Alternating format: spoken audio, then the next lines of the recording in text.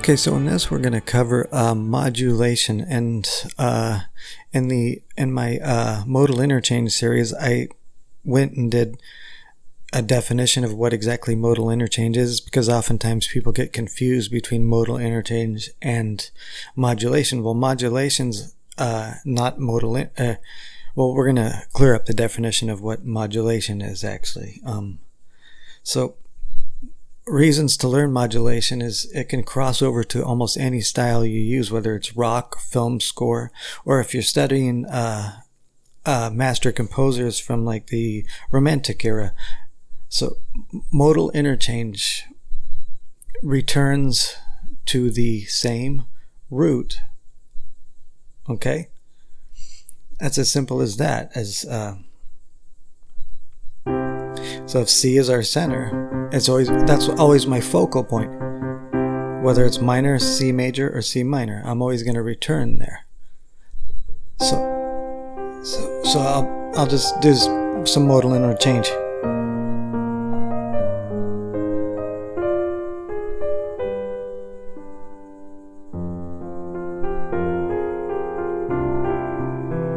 So my focus when I'm sitting here just kind of random jamming is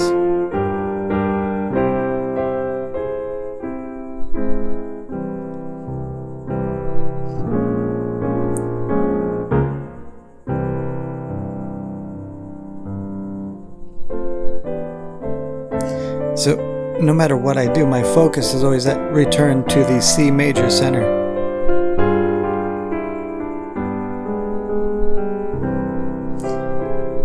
I really didn't modulate anywhere because my center is that C. That's always my return point. So that's always my return point.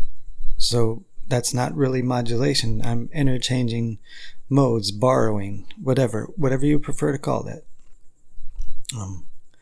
And sorry if I'm also improvising this stuff and just kind of doing it on my.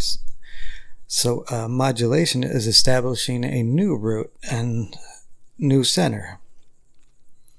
Root, center, whatever you want to call it. I'm not real big on being technical, so on definitions. So maybe if you want to go to C, C's our center.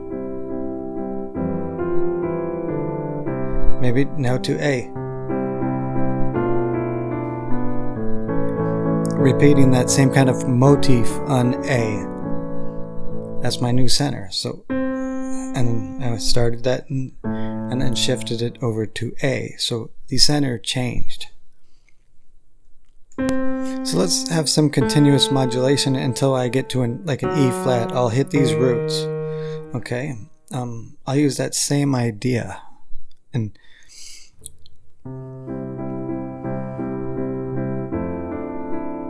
Or similar, at least. Temporary in A, temporary in F sharp. Now I'm in E flat. So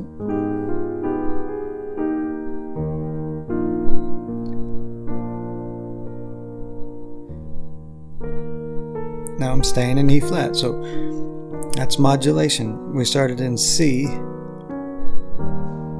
now we're hanging out in E flat. And I used a little bit of transition stuff in between, but that's the concept. Now, if you want to start understanding stuff like someone like Wagner, who's a source of continuous modulation, you definitely need to learn a lot of modulation tricks.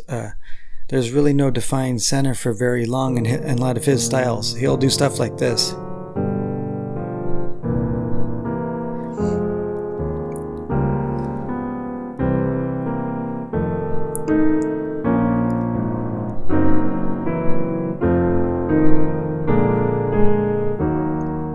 So understanding like those late Romantic composers and early 20th century composers, continuous modulation where there's really no center. This I kept shifting it up in fourths, and So that's one of the keys to understanding a lot of 20th century composers, late romantic composers, film composers. A lot of film composers use tricks like this, except maybe not the same chord techniques or chord choices, you know. So and depending on the style, you're gonna choose different types of chords, and we'll even run into how impressionistic people, you know, chose how to modulate, and we'll try to cover as many bases as we can on different methods of modulation. So let's get started, and we'll start easy.